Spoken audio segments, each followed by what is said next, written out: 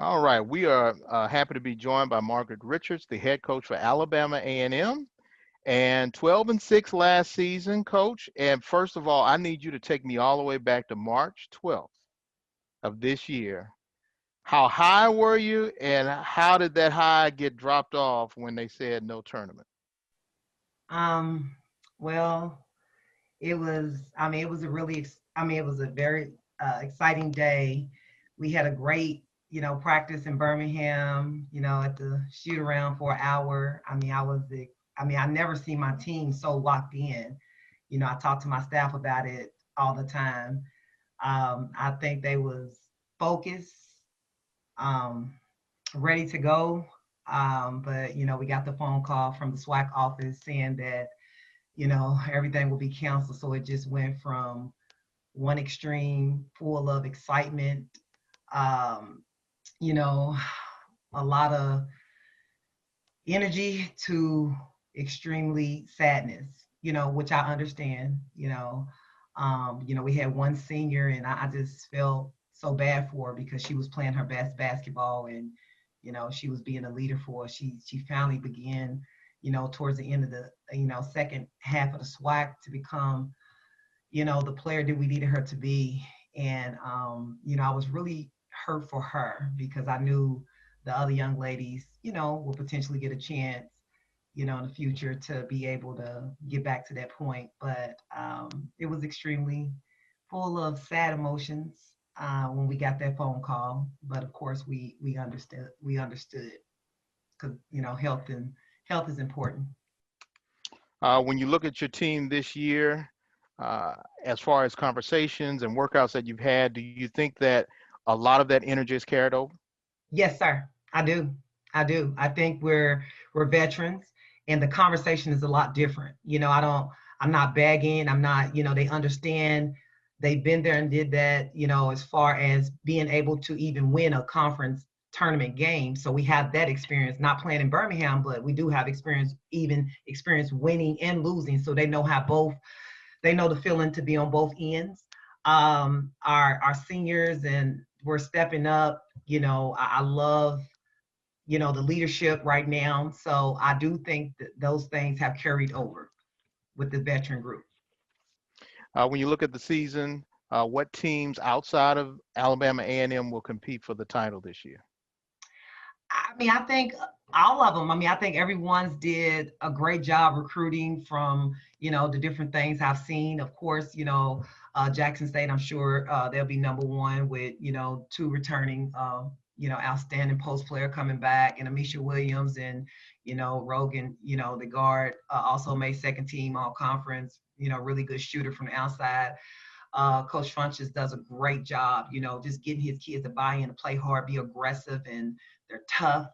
Of course, Cynthia Cooper, Hall of Famer, she always does a great job and, finds good talent. So, I think I got respect for all of them. I think everyone is going to be competing this year. And I think, all the coaches have done a great job recruiting. I just think with the different challenges we have in place, just staying healthy and all those different things that could kind of hurt you or, in that sense, I think the healthiest team probably will be the last one standing.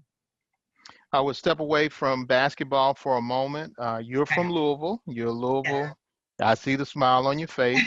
Uh, Brianna Taylor, unfortunately was killed in Louisville. How has that affected not only yourself, but the rest of the uh, Louisville natives who are not there? And how did you react to it? Did you have to get in the car and say, you know what, I got to drive back home to check and see exactly what's really going on?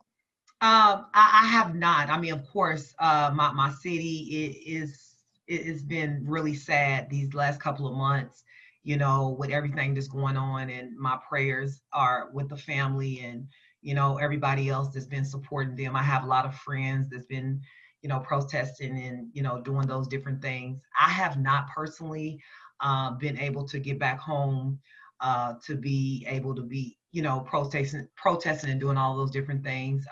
But it is really sad, I just continue to pray just that we vote, and that's why I've been an advocate for my team to be able to be registered and vote to make a difference, because I think that is the way that I can kind of, lead my group of young ladies in the right direction for change in our society, is to vote and, for our voices to be heard. But it's sad. And my prayers just go out to her family, and I just continue to pray that something change, and, so on and so forth.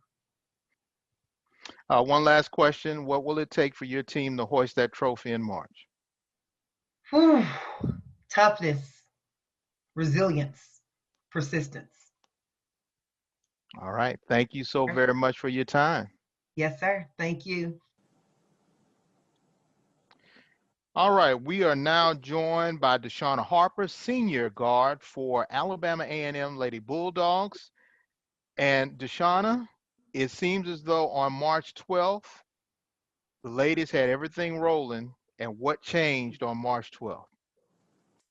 Well, everything happened with COVID, of course. And for us, I mean, I feel like it just fueled us even more for this upcoming season. And we're just ready to get started now. I mean, it was very frustrating for us, and it was tough. But I mean, everything happens for a reason, so. Seems as though 2019 and 20 was a breakout season for you. You had a 30-point game. You had a lot of increases as far as stat-wise. What did you change about your game from your sophomore season to your junior season? My work ethic. I always worked hard, but coming from college to high school is, of course, a big difference.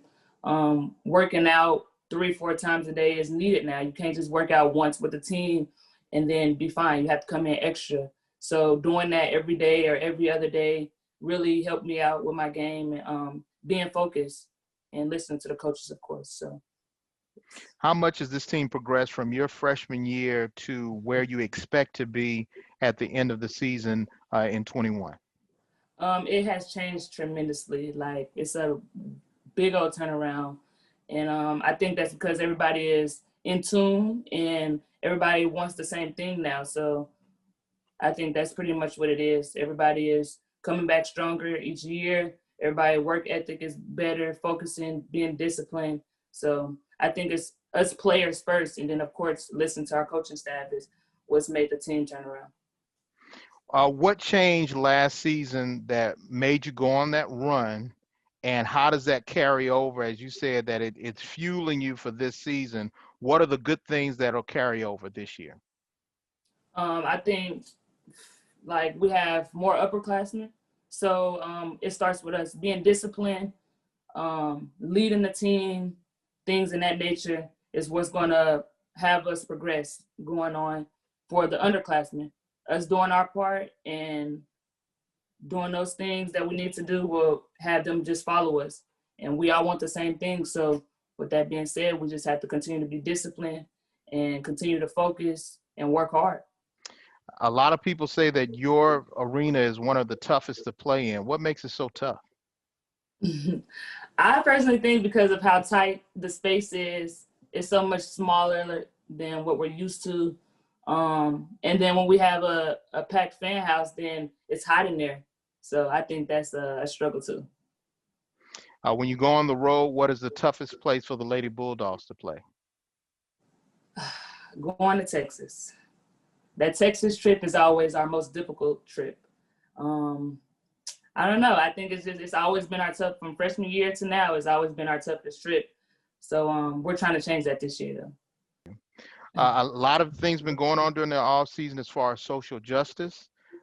Were you a person that participated in any marches or any programs to accent that social justice is something that's needed in the community? And how does that make you feel as a student and as a person? Yes, I did participate a couple times in Indianapolis downtown.